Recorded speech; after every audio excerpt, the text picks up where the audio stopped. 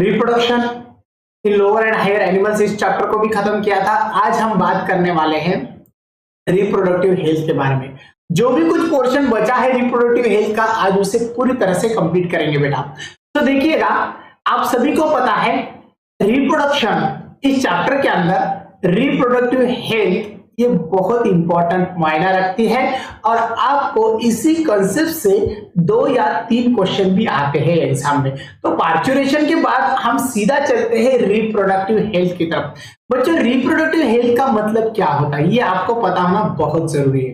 Reproductive health का मतलब आप सभी को पता है बेटा। रिप्रोडक्टिव हेल्थ यानी कि एक वेलबींग कंडीशन है। क्या है? एक वेलबींग कंडीशन है और जिस वेलबींग कंडीशन को हम बहुत अच्छी तरह से देखने वाले हैं रिप्रोडक्टिव हेल्थ। आज हम रिप्रोडक्टिव हेल्थ के बारे में थोड़ा बात करेंगे और थोड़ा फिर आगे चलते हैं। बच्चे बोलते हैं सर ये पोर्शन भी रहा था, इससे भी मार्क्स आने ही वाले हैं, एग्जाम में तो क्वेश्चन पूछने वाले हैं ना बेटा। तो देखिएगा रिप्रोडक्टिव हेल्थ क्या होता है बेटा। रिप्रोडक्टिव हेल्थ यानी कि एक वेलबींग कंडीशन है जिस वेलबींग कंडीशन में हम पूरी तरह से वेल रहते हैं। तो इस वेलबींग कंडीशन के अंदर हमें किस प्रकार से वेलबींग रहना होता है। बहुत सारे बच्चे इस डेफिनेशन को थोड़ा अटक जाते हैं। आपको डेफिनेशन तो एग्जाम में नहीं पूछेंगे लेकिन उससे रिलेटेड कंसेप्ट तो पूछेंगे। तो आपको पता है किस प्रकार से हमें यहाँ पर वेलबींग होना होता है। हमें वेलबींग होना होता है रिप्रोडक्टिव सिस्टम से। इतना ही नहीं बेटा, हमें वेलबींग होना होता है सोशली। उसके बाद सोशली के बाद हमें वेलबींग होना होता है बेटा हेल्थ की नेचर से। ठीक है, इसी तरह से यानी कि पूरी तरह से ऑल एस्पेक्ट से अगर हम वेलबींग रहेंगे तो उसे हम बोलेंगे रिप्रोडक्टिव हेल्थ। लेकिन उसी के अंदर हमें ज्यादातर रिप्रोडक्टिव एस्पेक्ट के बारे में ही सोचना है। तो ये सिंपल सा वहां पर पॉइंट था, ये याद रखना है। लेकिन रिप्रोडक्टिव हेल्थ मेंटेन करने के लिए हमारे महाराष्ट्र गवर्नमेंट ने एक आपको आइडियाज दिया है, जिस आइडियाज में महाराष्ट्र गवर्नमेंट, इंडियन गवर्नमेंट ये क्या करते हैं कि कुछ अलग अलग हमें एजुकेशन प्रोवाइड करते हैं, अलग अलग तरीके का नॉलेज प्रोवाइड करते हैं और उस नॉलेज के लिए आपको स्कूल, कॉलेजेस या फिर जो भी ऑर्गेनाइजेशंस होते हैं, नॉन गवर्नमेंट, गवर्नमेंट ऑर्गेनाइजेशंस, उनकी हेल्प से हमें इंफॉर्मेशन देने की, नॉलेज देने की प्रोसेस करते हैं। तो ये सभी रिप्रोडक्टिव हेल्थ के अंदर आता है। अब यहाँ पर क्वेश्चन किस टाइप्स के बन सकते हैं ये भी बहुत बड़ी बात है ना। देखिएगा बेटा, तो यहाँ पर आरसीएच नाम का एक प्रोग्राम आपको दिया है और ये आरसीएच प्रोग्राम हमारा इंडियन गवर्नमेंट चलाता है बेटा। आरसीएच प्रोग्राम में क्या किया जाता है, तो आरसीएच प्रोग्राम में जो भी यहाँ पर बताया है वो सीधा सीधा उसके प्रोग्राम्स के प्लानिंग से। तो क्या होता है इसके अंदर एक अवेयरनेस क्रिएट किया जाता है। किसके अंदर अवेयरनेस क्रिएट किया जाता है? पीपल के अंदर। और पीपल के अंदर जब अवेयरनेस क्रिएट होता है तो वो पूरे अवेयरनेस होते हैं रिलेटेड टू द रिप्रोडक्शन से रिलेटेड अवेयरनेस होते हैं, जहां पर आपको पूरी तरह से फैसिलिटीज प्रोवाइड किया जाता है रिप्रोडक्टिव हेल्थ मेंटेन करने के लिए। इतना ही नहीं, सोसाइटी को भी एक बिल्डिंग ब्लॉक्स दिया जाता है कि इस प्रकार से आप रिप्रोडक्टिव हेल्थ मेंटेन किया कर सकते हो और खुद को अच्छी तरह से रख सकते हो। ये भी आरसीएच प्रोग्राम वहां पर आपको बताता है। इसे हम क्या कहेंगे? गोल्स। इतना ही नहीं बेटा, जब भी यहाँ पर आरसीएच प्रोग्राम के बारे में हम सोचेंगे तो आरसीएच प्रोग्राम क्या करेगा, कुछ हेल्थ के लिए क्रिटिकल कंडीशंस भी बताता है कि अरे यार ये तो बहुत क्रिटिकल कंडीशन है। जैसा अगर पॉपुलेशन बढ़ रहा है तो आगे चलकर क्या हो जाएगा, पॉपुलेशन एक्सप्लोज हो जाएगा तो हमें रहने के लिए जगह नहीं मिल सकती है, हमें पूरे फैसिलिटीज अच्छे नहीं मिल सकते। तो पहले आपको देखा ना, हम अगर बात करेंगे तो हमारे घर वाले माता पिता जो 2 थे, फिर उसके बाद हम आ गए बाद फिर हमारी आ गई, हमारी आने के बाद हमारे बच्चे आ गए। तो ऐसा फैमिली बढ़ती ही जा रही है, यानी कि पॉपुलेशन बढ़ रहा है। तो ये पॉपुलेशन एक्सप्लोजन अगर हो जाएगा तो आगे चलकर दिक्कत आ जाएगी। तो इसके बारे में अवेयरनेस क्रिएट करता है, रिप्रोडक्टिव हेल्थ के बारे में अवेयरनेस क्रिएट करता है। इतना ही नहीं, मैटरनल मोर्टिलिटी रेट क्या होता है उसे हम माता मृत्यु दर बोलते हैं, और फीटस मोर्टिलिटी रेट होता है जिसे हम बाल मृत्यु दर बोलते हैं। ये सभी को बताने का काम आरसीएच करता है। तो आरसीएच के ये गोल्स हमें याद रखना है जो हमें पूछते हैं which one is the incorrect statement, इसके तौर पर, है ना बेटा। तो कमेंट बॉक्स में बच्चे बोल रहे हैं यस, बहुत बढ़िया, समझ में आ रहा है बेटा। चलो कोई बात नहीं, अब अगला जो पॉइंट है देखो इसी से रिलेटेड रहेगा रिप्रोडक्टिव हेल्थ से। तो आरसीएच प्रोग्राम खुद का गोल अचीव करने के लिए क्या कर सकता है? खुद का गोल अचीव करने के लिए हर पीपल को एक नॉलेज प्रोवाइड करता है, और वो नॉलेज प्रोवाइड करने के लिए कॉलेजेस, स्कूल, इन सभी का हेल्प लेता है। सेक्स एजुकेशन देता है, जैसा यहाँ पर बताया है कि सेक्स एजुकेशन भी प्रोवाइड करता है। इतना ही नहीं बेटा, सेक्स एजुकेशन के साथ एक और बात आपको यहाँ पर याद रखना है, जितने भी सेक्सुअल रिलेटेड डिसीजेस हो गए जिसे हम एसटीडीज बोलते हैं, उनका भी नॉलेज देता है पीपल को। तो इसके लिए कॉलेजेस का, स्कूल का जो सहारा लेते हैं, और उस कॉलेजेस, स्कूल के माध्यम से हर किसी को ये नॉलेज देने का, एजुकेशन देने का प्रयास करते हैं। ठीक है, तो ये उसका बहुत बड़ा एक वर्क है आरसीएच का। फिर आरसीएच बर्थ कंट्रोल के बारे में भी बताता है, यानी कि बर्थ कंट्रोल किस लिए करना है, क्योंकि हम सबको पता है, मैंने जैसा आपको अभी बताया बेटा, कि पॉपुलेशन अगर एक्सप्लोज होता है तो उसके क्रिटिकल और डेंजर इफेक्ट आगे चलकर हो जाएंगे। यानी कि क्रिटिकल और डेंजर इफेक्ट क्या हो सकते हैं? किसी को प्रॉपरली फैसिलिटीज नहीं मिल सकते हैं, रहने के लिए जगह नहीं मिल सकती है, खाने के लिए अच्छा फूड नहीं मिल सकता है। तो ये प्रॉब्लम अगर बढ़ जाएगी ना, तो आगे चलकर क्या हो सकता है? बर्थ कंट्रोल का साइड इफेक्ट हो सकता है, उसे हम एक्सप्लोजन भी बोलते हैं। तो ये पॉपुलेशन का एक्सप्लेनेशन वहां पर होता है। तो ये पॉपुलेशन एक्सप्लोजन वहां अवॉइड करना बहुत जरूरी है। अब यहाँ पर जो क्वेश्चन बनेंगे बर्थ कंट्रोल के लिए, तो क्वेश्चन इस पैराग्राफ से आपको नहीं पूछेंगे, क्योंकि इस पैराग्राफ में आपको क्वेश्चन पूछने के लिए कुछ दिया ही नहीं है।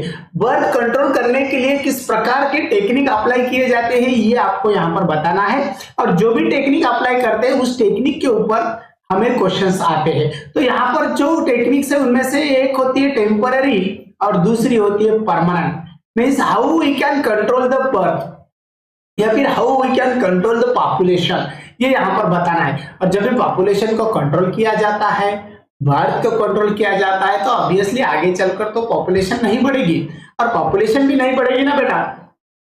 यस, तो सिंपल सी बात यहाँ पर है, आपके समझ में आना जरूरी है कि यहाँ दो टेक्निक अप्लाई किए वाले। कितने?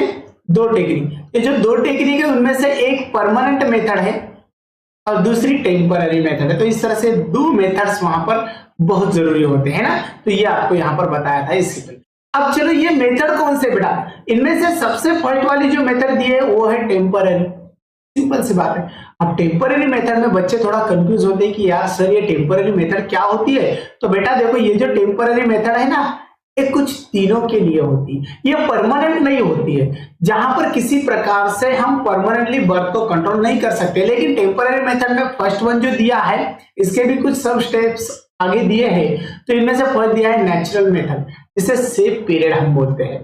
तो सेफ पीरियड की मेथड यहाँ पर दी वाली है, जिस सेफ पीरियड के अंदर फर्टिलाइजेशन का जो चांस होता है उसे अवॉइड किया जाता है। लेकिन अवॉइड करने के लिए हमें सेफ पीरियड दिए वाला है बिफोर टू द 14 डे। क्योंकि आपको पता है बेटा कि जब भी मेंस्ट्रुअल साइकिल फीमेल के अंदर होती है ना, तो मेंस्ट्रुअल साइकिल में 0 डे से लेकर 14 डेज तक और 14 डेज से लेकर 28 डेज तक क्या होता है, 14 डेज को ओहम फॉर्मेशन होता है। अगर उस टाइम फर्टिलाइजेशन पॉसिबल है, उस टाइम अगर सीधा सीधा पॉपुलेशन बनता है, तो आगे चलकर फर्टिलाइजेशन होने के चांसेस 100% होते हैं। उस टाइम स्पर्म सेल आ जाएगी, जाइगोट फॉर्मेशन हो जाएगा, क्योंकि ओहम रेडी है।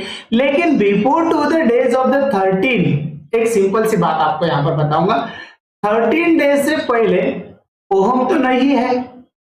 तो उस टाइम अगर किसी भी प्रकार का कॉपुलेशन हो जाएगा, तो वहां पर फर्टिलाइजेशन पॉसिबल नहीं है, क्योंकि ओहम रेडी है क्या?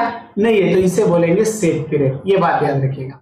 क्या बोलेंगे उसे बेटा? हम सेफ पीरियड बोलेंगे। यस, ओके, करेक्ट है बेटा। स्नेहा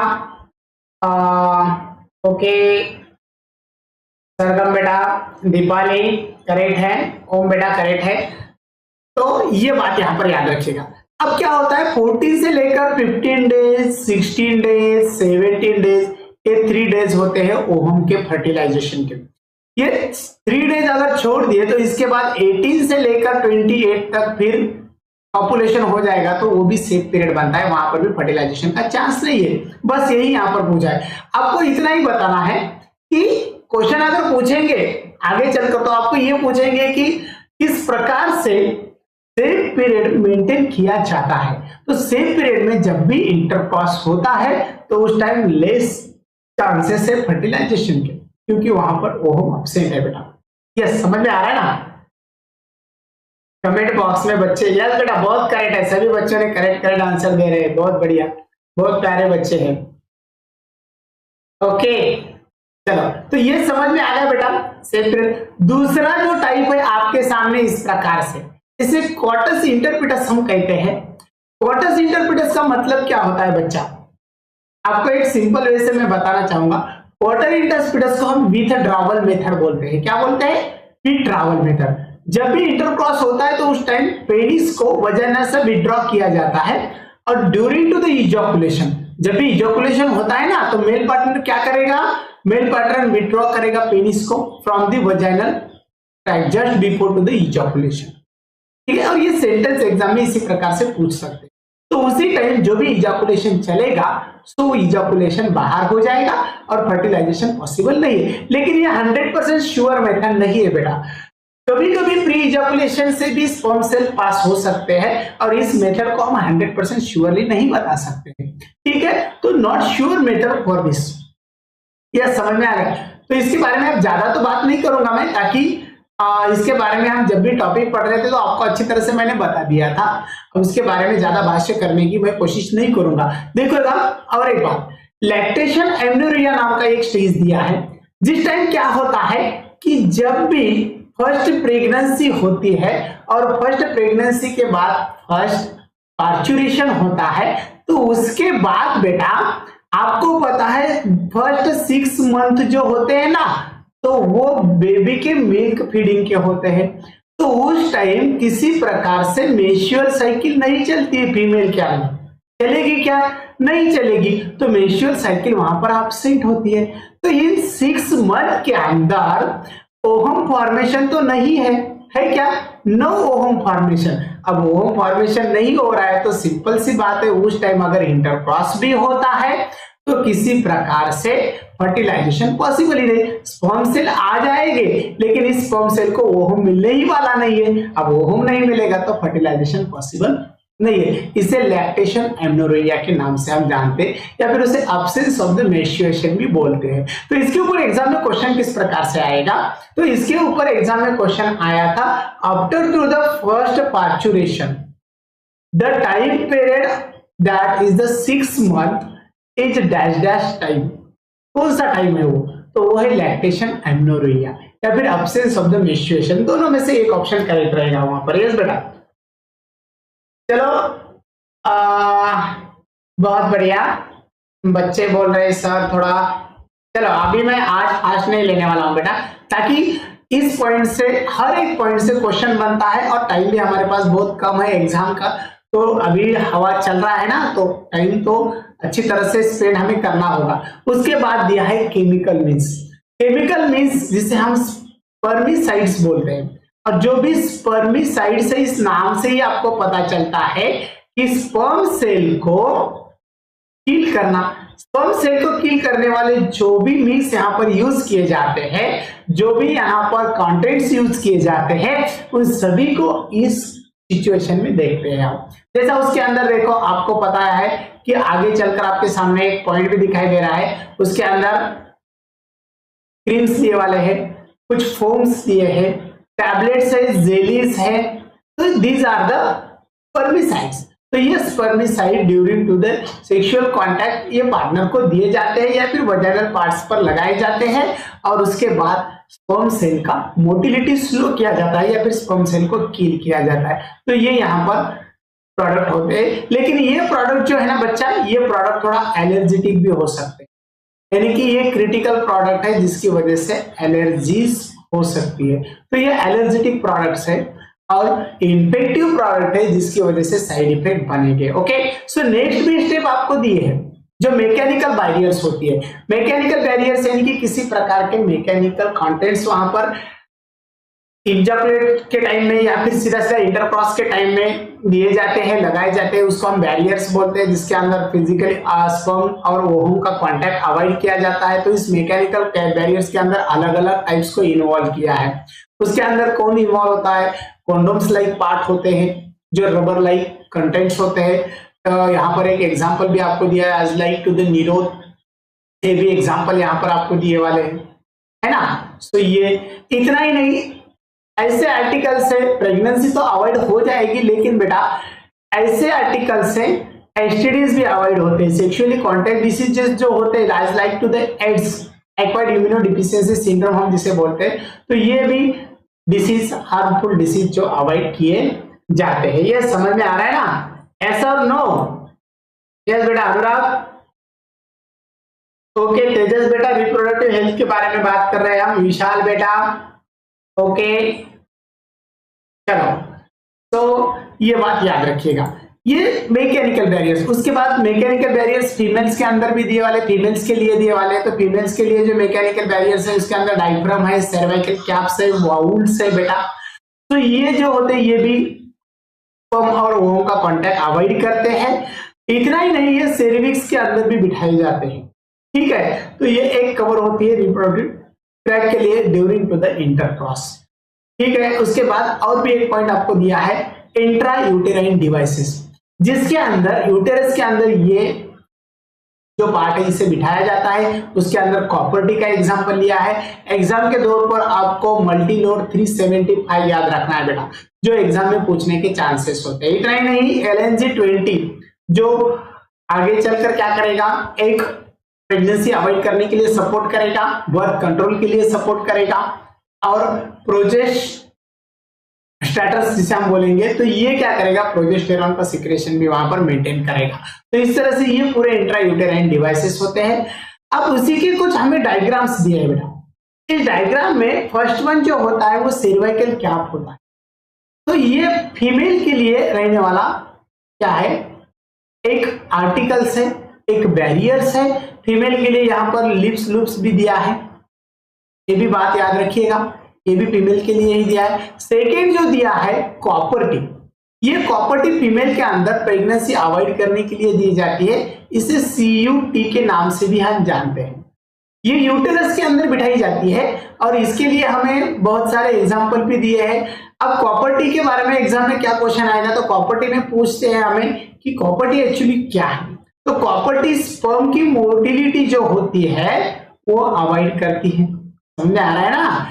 स्पर्म की मोटिलिटी वो क्या करेगी, अवॉइड करेगी। स्पर्म के अंदर आपको पता है नेबन करना है बेटा, विक्रम विशाल, यस बेटा थैंक यू, नेबन करना है यहाँ पर, है ना तेजस बेटा।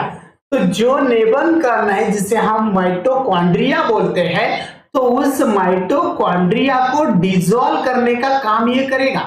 क्या करेगा, ये कॉपर आयन क्या होता है यूटेरस के अंदर रिलीज होता है और स्पर्म के माइटोकॉन्ड्रिया को, किसे, माइटोकॉन्ड्रिया को डिसॉल्व करेगा, ठीक है। और माइटोकॉन्ड्रिया डिसॉल्व हो गया तो स्पर्म आगे नहीं बढ़ेगा और जिसकी वजह से प्रेगनेंसी अवॉइड होती है। तो बात समझ में आ गई आपकी। तो ये कॉपर टी। अब एक्चुअली कॉपर टी का लोकेशन किस प्रकार से होता है, किस प्रकार से इसे इंटरेक्ट किया जाता है, किस प्रकार से इसे बिठाया जाता है। तो देखो बेटा, ये फीमेल रिप्रोडक्टिव सिस्टम हमने ड्रॉ की है। अब फीमेल रिप्रोडक्टिव सिस्टम के अंदर प्यारे बच्चों देखो यहाँ पर कॉपर टी है अंदर के साइड में, इसे हम IUD बोलते हैं, इंट्रा यूटेराइन डिवाइसेस। तो इसका लोकेशन किस प्रकार से, this is the area of the cervix. ये क्या एरिया है, सेरिविक्स का है। सेरिविक्स के बिहाइंड में फंडिक के नीचे फैलोपियन ट्यूब्स के ओपनिंग के पास, देखो ना यहां से एक फैलोपियन ट्यूब्स आ रही है, इधर से एक फैलोपियन ट्यूब्स आ रही है, तो इसके ओपनिंग के पास उसे बिठाया जाता है और बिठाने के बाद ये इस प्रकार से लगेगा। अब देखिएगा इधर से अगर स्पर्म सेल भी आती है ना, तो इस स्पर्म सेल का नेबन कर्ण जो होता है वो यहाँ पर डिसॉल्व किया जाता है, माइटोकॉन्ड्रिया डिसॉल्व किया जाता है बेटा, और उसकी वजह से क्या हो जाएगा, उसकी वजह से मोटिलिटी ब्रेक हो जाएगी स्पर्म की, और स्पर्म की मोटिलिटी ब्रेक हो गई तो आगे चलकर स्पर्म नहीं जाएगा आगे और फर्टिलाइजेशन तो पॉसिबल नहीं होता है। तो ये एक बात यहाँ याद रखिए। यस यस, परमानेंट मेथड नहीं होते हैं बेटा। क्या परमानेंट नहीं होती है अजीत बेटा? परमानेंट मेथड नहीं होती है। अभी आगे चलकर परमानेंट मेथड हम देखेंगे। देखो, अब ये हो गया, उसके बाद कुछ ओरल डिवाइसेस है जो फिजिकल बैरियर्स के अंदर आते हैं, जिसके अंदर पील्स दिए वाले हैं, और उस पील के अंदर एग्जाम्पल भी बहुत सारे दिए जो स्पर्म किलिंग रहते हैं, ओहम किलिंग रहते हैं, ओहम और स्पर्म का कांटेक्ट अवॉइड करते हैं। और ये जो टैबलेट्स है, पिल्स हम जिसे बोलते हैं, तो ये टैबलेट्स फीमेल के लिए है बेटा। किसके लिए है? फीमेल के लिए। समझ में आया? तो इस तरह से ये ओरल डिवाइसेस वहां पर है। अब दूसरी बात दी है, जो अदर कॉन्ट्रासेप्टिव्स हमें दिए है वो इम्प्लांट है। इम्प्लांट यानी कि मैच बॉक्स की जो स्टिक होती है उसी प्रकार से कुछ कंटेंट्स होते हैं और जो बर्थ कंट्रोल करने के लिए सपोर्ट करते हैं, जिसमें देखो उसकी मैच स्टिक्स के जैसी साइज दी वाली है। इतना ही नहीं, 3 to 4 इयर्स के लिए ये बिठा सकते हैं। तो ये इंपॉर्टेंट बात है, कितने इयर्स तक बिठा सकते हैं? 3 to 4 इयर्स तक। तो इसे परमानेंट के अंदर हम नहीं लिखेंगे। अब यहाँ पर होता क्या है, जो भी एक्शन होता है प्रोजेस्टेरॉन और ईस्ट्रोजन का, उसी एक्शन के ऊपर इफेक्ट करने वाला ये इंटीग्रेंट्स है। और ये इंटीग्रेंट्स कहां पर बिठाया जाता है? जो फीमेल के आर्म के बैक एरिया जो होता है यहाँ का, तो यहाँ पर ये बिठाया जाता है। जो ये वाला एरिया होता है ना, यहाँ पर ये बिठाया जाता है। ओके बेटा, ठीक है। पिल्स का मतलब टैबलेट होता है बेटा, तेजस। एस क्या होता है? टैबलेट होता है। अब और एक बात आपको बताऊंगा, ये हो गए टेम्पररी मेथड। अब बात करते हैं परमानेंट मेथड। अब बच्चा, परमानेंट मेथड का मतलब क्या होगा? परमानेंट यानी कि ऑपरेशंस, सर्जरी जिसे हम बोलेंगे। क्या बोलेंगे? सर्जरी। यानी कि ये जो मेथड है ये सर्जिकल मेथड है और इस मेथड में ऑपरेशंस किए जाते हैं, और एक बार ऑपरेशन हो गया तो उसे रिकवर हम नहीं कर सकते। ठीक है, तो ये बन गई परमानेंट मेथड। क्या बन गई? परमानेंट मेथड बन गई। बच्चा समझ में आ गया? तो परमानेंट मेथड में मेल के अंदर अलग परमानेंट मेथड होती है और फीमेल के अंदर अलग होती है। जो मेल के अंदर होती है बेटा, उसी के अंदर व्यासा डिफरेंशिया को कट किया जाता है, इसलिए उसे हम व्यासोक्टोमी कहते हैं। क्या कहेंगे? व्यासोक्टोमी। क्या कहेंगे? व्यासोक्टोमी। व्यासोक्टोमी। और फीमेल के अंदर ये होती है ट्यूबोक्टोमी। ठीक है, तो फीमेल के अंदर फैलोपियन ट्यूब कट करना होता है, मेल के अंदर व्यासा डिफरेंशिया को कट करना होता है, इसलिए हम उसे व्यासोक्टोमी बोलेंगे। फीमेल के अंदर फैलोपियन ट्यूब्स कट होते हैं तो उसे ट्यूबोक्टोमी बोलते हैं। तो ये परमानेंट मेथड होती है जिसकी की वजह से प्रेगनेंसी अवॉइड किया जाती है। अब देखो यहाँ पर एक सिंपल डायग्राम आपको दी है। इस डायग्राम में किया क्या है बच्चा? इस डायग्राम में एक बात आपको बताई है, देखो कि ये जो व्यासा डिफरेंस है ना बेटा, ये वाला, ये ट्यूब है, देखो यहां से निकल आ गई। कहां से? Tail of the epididymis. कहां से आती है? Tail of the epididymis. ये बात याद रखिएगा, एपिडिडाइमिस का जो भी टेल है वहां से निकल कर आ गई, सीधा ऊपर चली गई, और ऊपर चलने के बाद इधर इजाकुलेटरी पार्ट की तरफ वो आ रही है। समझ में आया? लेकिन इस ट्यूब का वर्क है स्पर्म सेल को कंडक्ट करना। तो इसने क्या किया? स्पर्म सेल को ले जा रही थी, तो स्पर्म सेल को ले जाते समय उसे रास्ते में ही कट कर दिया। तो देखो ना, यहां पर इसे कट कर दिया। अब यहां से कट कर दिया तो मुझे बताइएगा, इधर से स्पर्म आने वाला बेचारा आगे चलेगा क्या? नहीं चलेगा, उसका तो रास्ता ही बंद हो गया। अब रास्ता ही बंद हो गया तो वो आगे नहीं जाएगा। अब आगे नहीं जाएगा तो इजाकुलेशन का मतलब ही नहीं रहेगा, और इजाकुलेशन का मतलब नहीं है तो किसी प्रकार से फर्टिलाइजेशन पॉसिबल नहीं है। एक सिंपल बात है, तो इसे हम व्यासोक्टोमी बोलते हैं। कट क्या किया है बच्चा? कट किया है व्यासा डिफरेंस को। किसको कट किया है बेटा? व्यासा डिफरेंस को कट किया है। अब व्यासा डिफरेंस को अगर कट किया है तो एक बात मैं आपको बताऊंगा, व्यासा डिफरेंस कट होता है तो उसे व्यासोक्टोमी बोलते हैं। क्या बोलते हैं? व्यासोक्टोमी। खत्म। व्यासोक यानी कि व्यासा डिफरेंस, टोमी यानी कि कट करना। हम सिंपल वे से इसका मीनिंग बना सकते हैं हमारे दिल से, है ना? तो ये बात याद रखिए, ये परमानेंट मेथड है और इसे एग्जाम में बहुत बार पूछा है। एक बार दो बार नहीं बेटा, इसे बार बार पूछा है, तो इसे अच्छी तरह से याद रखना है। आप नीट एग्जाम दो या फिर अपना सीटी एग्जाम दो, किसी भी प्रकार का एग्जाम दो बच्चा, तो ये बात सही है ना? क्या बात है? करेक्ट है बेटा आयुषी बेटा? यस करेक्ट है। क्लियर हो गया बेटा ओम? ओके, तो ये बात याद रखिएगा। तेजस, नोमन बेटा, ओके, इसी तरह से तो ये बात आपको समझना बहुत जरूरी है, बहुत प्यारे बच्चे। तो ये मेल के अंदर सर्जरी होती है। अब फीमेल के अंदर सर्जरी है। फीमेल के अंदर जो सर्जरी होती है जहां पर फैलोपियन ट्यूब्स को कट किया जाता है। किसे? फैलोपियन। अब फैलोपियन ट्यूब्स जो है वो कौन से? बच्चे बोलेंगे सर ये फैलोपियन ट्यूब्स क्या है? बेटा फैलोपियन ट्यूब जो देखो यहां से आ रहे हैं, कहां तक आ रहे हैं बच्चा? ये फैलोपियन ट्यूब यहां से आ रहे हैं सीधा कहां तक? यहां तक आ रहे हैं। तो ये एक पैसेज है, एक पाथवे है जो यहां पर मैच्योर हुए वाला ओहम रिसीव करता है। ठीक है, तो एम्प्यूला एरिया बोलते हैं इसे हम। तो एम्प्यूला एरिया से रिसीव करेगा ओहम को, वहां पर बिठा देगा। इधर से स्पर्म सेल आएगी और आने के बाद स्पर्म सेल यहाँ पर फ्यूज हो जाती है तो जाइगोट बनता है। तो ये पूरा जो प्रोसेस चलता है ये फर्टिलाइजेशन का एम्पुला में चलता है। फिर वहां से धीरे धीरे ओम कहाँ आता है? यूटेरस में आता है। तो रास्ता ही बंद कर दिया। कौन सा? ये यहाँ का। देखो यहां से कट कर दिया। अब यहां से कट कर दिया तो ये फीमेल का ऑपरेशन हो गया। सिंपल सी बात है।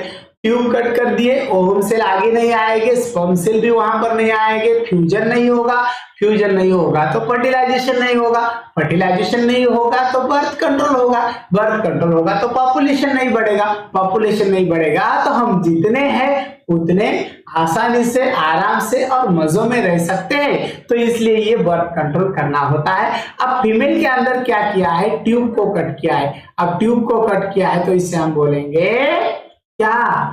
ट्यूबोटोमी। क्या बोलेंगे बेटा? ट्यूबोटोमी। देखो ना, सिंपल सी बात है।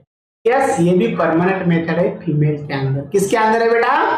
फीमेल के अंदर। यस, करेक्ट है बेटा। पूजा, आयुषी बेटा, नेहा, ओके, यस, ओके, चलो बहुत बढ़िया। यस, थैंक यू बेटा, थैंक यू। नेक्स्ट पॉइंट भी देखते हैं। अब ये हो गया परमानेंट मेथड। उसके बाद आपको एक टेस्ट दी है, जिस टेस्ट को एग्जाम में भी पूछा था, एमनियोसेंटेसिस टेस्ट। एमनियोसेंटेसिस टेस्ट के अंदर क्या किया जाता है? जब फीटस डेवलप होता है मैटरनल बॉडी के अंदर, यानी कि मदर का जो भी यूटेरस रहेगा वहां पर अगर फीटस डेवलप हो जाएगा तो आपको पता है कि फीटस की जो भी डेवलपमेंट चलेगी, तो इस डेवलपमेंट के टाइम में देखो बच्चा, इस डेवलपमेंट के टाइम में क्या होता है कि फीटस डेवलप होता है तो उसी टाइम इस तरह से इसके अराउंड में एक फ्लूइड दिखाई देता है। क्या दिखाई देता है? फ्लूइड। और जो फ्लूइड है उसे हम एमनियोसेंटिक फ्लूइड बोलते हैं। क्या बोलते हैं? एमनियोसेंटिक फ्लूइड। तो ये एमनियोसेंटिक फ्लूइड जो एग्जामाइन करने के बाद क्या होता है, फीटस के अंदर किस प्रकार का डिफेक्ट है उसका पता चलता है। क्रोमोसोमल डिसऑर्डर रहेंगे, क्रोमोसोमल डिफेक्ट रहेगा तो उसका पता चलता है। लेकिन यहां से एक बात भी पता चलती है कि सेक्स लिंक भी पता चलती है, जैसा मेल है या फीमेल है। तो इसलिए एमनियोसेंटेसिस के ऊपर थोड़ा बैन भी होता है, जिसकी वजह से एमनियोसेंटेसिस की वजह से मेल और फीमेल का पता चलता है, तो उसके ऊपर बैन भी दिए वाला है। तो इस टेस्ट के लिए आपको डॉक्टर का भी अच्छी तरह से सजेशन लेना जरूरी है, और डॉक्टर के सजेशन के हिसाब से अगर फीटस डिफेक्टिव रहा तो ये टेस्ट कर सकते हैं। ठीक है, तो उसकी वजह से हम इस टेस्ट को जब भी हम करते हैं तो इस टेस्ट के कुछ रिस्क बनते हैं, और रिस्क आपको पूछने वाले हैं। मिसकैरेज होने के चांसेस है, नीडल लाइक इंजुरीज होने की चांस है, क्योंकि ये देखो ये नीडल है, यहाँ पर ये नीडल अंदर आकर बेबी को टच कर सकती है। इतना ही नहीं, लीकिंग एमनियोटिक फ्लूइड, जो एमनियोटिक फ्लूइड है वो लीक भी हो सकता है और इन्फेक्शन भी हो सकता है। तो इस तरह से ये पता चलता है क्रोमोसोम का। ये एमनियोसेंटेसिस टेस्ट वहां पर होती है। ठीक है बेटा, तो ये था रिप्रोडक्टिव हेल्थ। ओके, यस बेटा रोहन, तो इतना आपको याद रखना। ये आज का सेशन था बच्चा। कल के सेशन में मॉलिक्यूलर बेस ऑफ इनहेरिटेंस पूरी तरह से कंप्लीट करेंगे, प्लांट ऑर्डर रिलेशन पूरी तरह से कंप्लीट करेंगे। सो बच्चों, thanks to all of you. इसी तरह से आगे बढ़ना है, खुद का नाम रोशन